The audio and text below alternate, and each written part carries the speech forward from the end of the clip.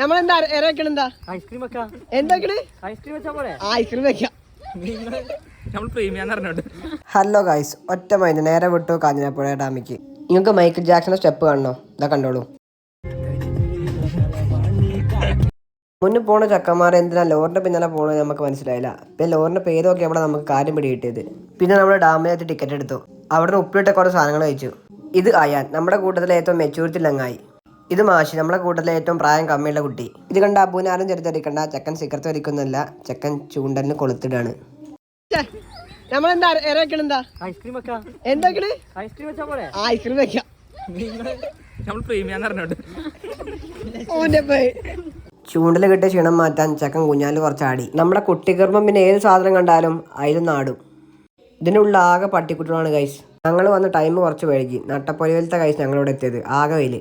അങ്ങനെ നടന്നു കഴിഞ്ഞ് ഞങ്ങൾ കുറച്ചേരം ഇരുന്നു. പിന്നെ കുറച്ചുനേരം യൂനോ കാർഡ് കളിച്ചു. പാർക്കിനെ കുറിച്ച് കറക്റ്റ് അഭിപ്രായം നിങ്ങൾക്ക് ഇപ്പൊ കേൾക്കാട്ടോ.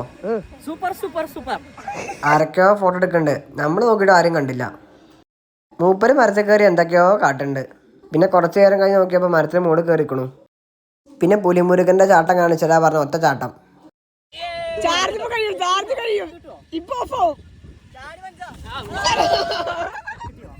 പിന്നെ അവിടെ അന്താരാഷ്ട്ര കളിയായിരുന്നു.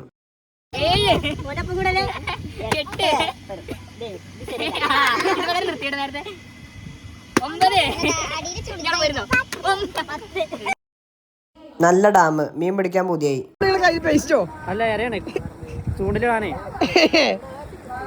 പിന്നെ നമ്മൾ കുറച്ചേരം ചൂണ്ടലിട്ടിരുന്നു. ഇനി നമുക്ക് മാഷിന്റെ അഭിനയം കുറച്ചേരം കാണാം. കിട്ടിയോ?